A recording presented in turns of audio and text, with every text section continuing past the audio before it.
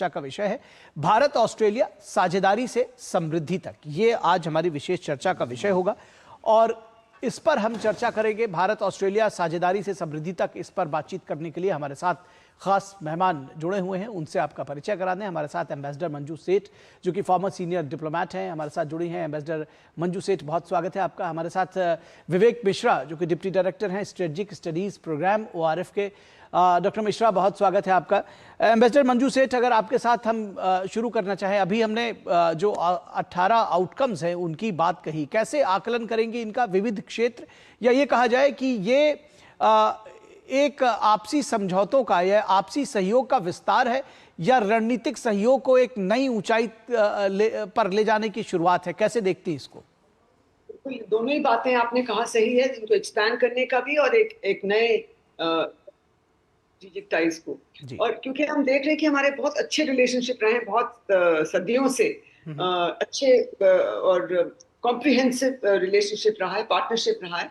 और ऑस्ट्रेलिया ने हमें हमेशा एक सपोर्ट, इंडिया को सपोर्ट दिया है अक्रॉस द बोर्ड, क्योंकि जो भी वहाँ पे सरकार रही है हमेशा एक बहुत सपोर्टिव एक वहाँ का रवैया रहा है। और एक मुझे लग रहा है डायस्पोरा, क्योंकि वहाँ पे बहुत स्किल्ड डायस्पोरा हमारा वहाँ काम करता है, तो वो एक और फैक्टर है जिस वजह से ऑस्ट्रेलिया और भारत में बहुत एक ट्रस्ट फैक्टर भी है। साथ में स्ट्रेटेजिक ये जो डिफेंस टाइज है, स्ट्रेटेजिक टाइज हैं, आज जो ये 18 आउटकम्स हैं ये इतने कॉम्प्रिहेंसिव है, सिर्फ एक दो सेक्टर्स तक सीमित नहीं, अक्रॉस द बोर्ड उसमें इंक्लूडेड है। तो ये एक बहुत इम्पोर्टेंट विजिट है मेरा मानना है। और स्पेशली न्यूक्लियर सप्लाई के, उसमें सिविल न्यूक्लियर सप्लाई के बारे में जो समझौता हुआ है कि वहां से यूरेनियम सप्लाईज आएंगे, और पहले भी था ये, लेकिन उसको इम्प्लीमेंट करने में कुछ दिक्कतें आ रही थी, क्योंकि बहुत लोगों को लगा, उनको ऑस्ट्रेलिया गवर्नमेंट को लगा था इट विल बी मिसयूज्ड। लेकिन अब ट्रस्ट फैक्टर इतना बढ़ गया है कि उन्होंने ये अग्रीमेंट साइन कर दी है, और न्यूक्लियर एनर्जी के लिए हमारे पास जो यूरेनियम के सप्लाईज हैं उसकी एक कंफर्म्ड सोर्स बन गया है। और सप्लाई चेन और क्रिटिकल मिनरल्स और सप्लाई चेन रेजिलियंस और क्रिटिकल मिनरल्स की जो बात है, ये भी बहुत दोनों हमारे लिए भी बहुत जरूरी है, उनके लिए भी जरूरी है। उनको भी डाइवर्सिफाई करना है अपना एक्सपोर्ट और पार्टनरशिप्स, बिकॉज इस वक्त हम देख रहे हैं वैश्विक तो उथल पुथल हो गई है और कंप्लीट जियोपॉलिटिकल जियोस्ट्रेटेजिक टर्मोइल चल रहा है, सब जगह एक अनसर्टेनिटी आ गई है। तो हर देश चाह रहा है कि भारत जैसे देश के साथ जुड़े, ताकि उनको, और हम भी चाहते हैं कि हम भी लाइक माइंडेड कंट्रीज और लाइक माइंडेड डेमोक्रेसीज के साथ जुड़े, ताकि म्यूचुअली बेनिफिशियल एक आउटकम मिले।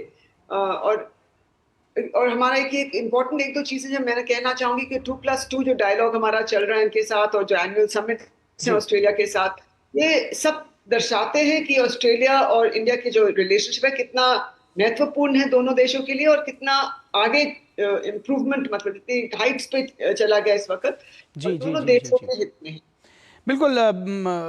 विवेक मिश्रा जी, अगर जो अभी एम्बेसडर मंजू सेठ ने लगातार तेजी से बदलते हुए वैश्विक घटनाक्रमों की बात कहें, या ये कहें कि बहुत तेजी से पॉलिटिक्स बदल रही है वैश्विक स्तर पर, उस लिहाज से आप सप्लाई चेन की बात करें, रक्षा की बात करें, समुद्री सुरक्षा की बात करें, उसके साथ ही साथ क्रिटिकल मिनरल्स की बात करें, तो क्या माना जाए कि इंडो पैसिफिक में अब रणनीतिक रूप से भारत ऑस्ट्रेलिया मिलकर एक नई रणनीति के साथ एक संयुक्त रक्षा, या ये कहा जाए संयुक्त सहयोग का एक नया अभियान है ये दोनों देशों के बीच? बिल्कुल।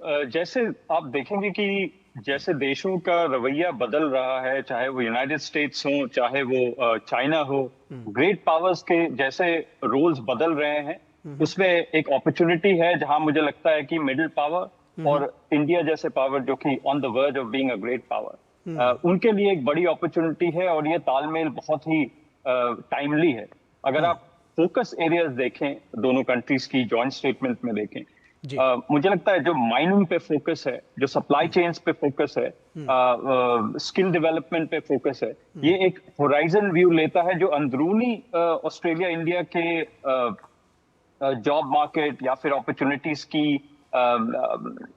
की पहल तो करता ही है, बट आई थिंक एक्सटर्नली जो सप्लाई चेन्स में डिस्ट्रप्शंस जिसकी बात करी गई अभी जी उसको एक खासा प्रिडिक्टेबिलिटी प्रदान करता है, जो मुझे लगता है कि बहुत जरूरी है, और ये मिडिल पावर्स ही कर सकते हैं।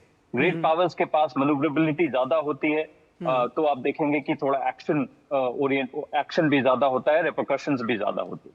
जी और मेरा ख्याल है एक जो होराइजन व्यू दोनों कंट्रीज ने ली है इस मीटिंग के तहत और प्राइम मिनिस्टर मोदी की यात्रा के तहत, उसमें एक डियास्पोरा एंगल है जो कि भारत और ऑस्ट्रेलिया को एक नए गांठ में बांधता है। और जो इंडियन ओशन है, जो इंडो पैसिफिक हिंद प्रशांत की बात करी गई है, उसमें मैरीटाइम सिक्योरिटी को एक नई ऊर्जा प्रदान करने की बात की गई है और नई तरीके से प्रदान करने की बात की गई है।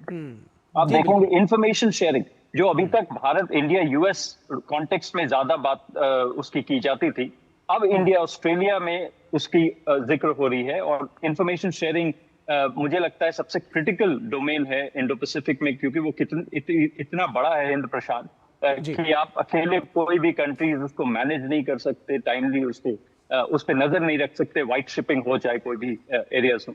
इंफॉर्मेशन शेयरिंग हो गई। उसके बाद जो मुझे लगता है एनुअल डिफेंस डायलॉग की बात की गई है जॉइंट स्टेटमेंट में, I think that is very critical, क्योंकि ये डिफेंस और एक जो अग्रीमेंट भी है इंडिया ऑस्ट्रेलिया डिफेंस में, ये एक खासा बल प्रदान करेगी बायलैटरल रिलेशनशिप को, ना कि just technically but also stability जो होगी इंद्र प्रशांत की, उसमें भी ये जो आर्क है इंडिया ऑस्ट्रेलिया की, ये बहुत महत्वपूर्ण होगा। लास्ट पॉइंट में जो यहाँ पे बोलना चाहता हूँ वो अकीटी है। अकीटी रिलेशनशिप इनोवेशन एंड टेक्नोलॉजी पे बल देती है, और इंडिया कनाडा और ऑस्ट्रेलिया को एक गांठ में ट्राइलैटरल के रूप में इंडो पैसिफिक में बांधकर एक व्यू और एक इनिशिएटिव है जो कि क्रिटिकल मिनरल्स और इनोवेशन और टेक्नोलॉजी पे जिसका बल है। मुझे लगता है इन तीनों कंट्रीज को अगर आप देखें तो तीनों के पास अलग अलग अपॉर्चुनिटीज हैं और उनका एक सम्मेलन हो रहा है, तो मेरे ख्याल में ये बहुत ही इंपॉर्टेंट है। जी, एमएसडी मंजू सेठ, आपने देखा होगा कि भारत के साथ में जो जुड़ाव है, सांस्कृतिक जुड़ाव, उसकी बात प्रधानमंत्री नरेंद्र मोदी बहुत सहज तरीके से करते रहे हैं। और अगर सांस्कृतिक धरोहरों की बात करें, खासतौर पर पुरावशेषों की, जिसको भारत सिर्फ ये ऑस्ट्रेलिया ही नहीं है बल्कि बाकी और देशों से भी, जो चाहे वो चोरी के माध्यम से ले जाए गए हों या कॉलोनियल टाइम्स में ले जाए गए हों, वो उनकी पुरावशेषों की वापसी, ये बेहद महत्वपूर्ण विषय है जो शायद देश के लोगों के दिलों से भी बहुत जुड़ा हुआ है। कैसे इसको देखती हैं? बिल्कुल, एक सांस्कृतिक जो हमारे एक क्या कहें ट्रेजर्स हैं, ये सब जगह देशों में गलत तरीके से ले गए हैं, या तो स्मगलिंग के थ्रू या चोरी से, जैसे आपने कहा, या कॉलोनियल टाइम से। तो ये एक नेशनल प्राइड होती है कि हमारी जो चीजें पुरातन की हैं, बहुत हेरिटेज जो है हमारे पास वापस आ रही है। ऐसा हमारा हेरिटेज था, और हम अपने कंट्री में उसको दर्शाना चाहेंगे ताकि लोग आके देखें कि क्या हेरिटेज थी, क्या आर्ट क्राफ्ट्समैनशिप थी, क्या आर्टिजन्स थे उस वक्त, इतने सालों पहले, सदियों पहले। तो ये बहुत एक इम्पोर्टेंट चीज है जो हमने भारत ने अभी बहुत रिसेंट ईयर्स में बहुत एक नए एक ऊर्जा के साथ इसको अप्रोच किया है, और उसकी वजह से लोग समझ रहे हैं, दूसरे देश के लोग भी समझ रहे हैं कि हाँ, ये यहाँ गलत तरीके से आया, इनको वापस हमें देना चाहिए जिस देश का था, क्योंकि ये गलत तरीके से लाया गया। हाँ, बिल्कुल, जिसे कहते हैं। जी बिल्कुल। और जिस तरह से अभियान चलाया है भारत ने प्रधानमंत्री नरेंद्र मोदी के नेतृत्व में, वो वाकई सराहनीय है कि हमारी चीज़ें, हमारी जो धरोहरें हैं वो हम तक वापस आ रही हैं। विवेक मिश्रा जी, मैं चाहूँगा कि बहुत संक्षेप में एक बात का जवाब दें कि अब जिस तरह से आपने अभी देखा मेलबर्न मीट्स मोदी, ये कोई नई चीज़ नहीं है। भारतीय समुदाय के साथ में, भारतवंशियों के साथ में सीधा कनेक्ट अब विदेश नीति का एक हिस्सा बन चुका है। कैसे इसको देखते हैं?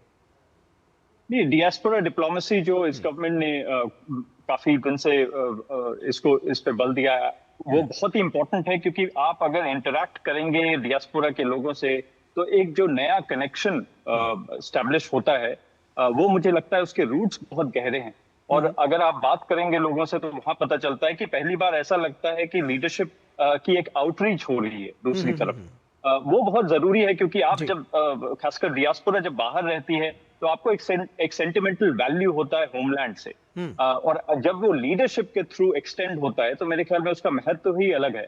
हालांकि आप 1 in 6 इंडिविजुअल आज जो है वो इंडियन है, इसीलिए ये इसका दायरा बहुत फैल गया है और इसकी जरूरत भी उतनी ही है, पहले से ज्यादा बढ़ गई है आपकी आउटरीच, और उसको सस्टेन करने के लिए मुझे लगता है ये डियास्पोरा डिप्लोमेसी बहुत ही अहम है। जी बिल्कुल, बहुत अहम है। प्रधानमंत्री नरेंद्र मोदी इसको जीवंत सेतु, लिविंग ब्रिज कहते हैं और कहते हैं कि ये हमारे ब्रांड एम्बेसडर्स हैं जो दुनिया भर में फैले हुए। बहुत शुक्रिया इस तमाम बातचीत के लिए एम्बेसडर मंजू सेठ और विवेक मिश्रा जी हमारे साथ जुड़ने के लिए।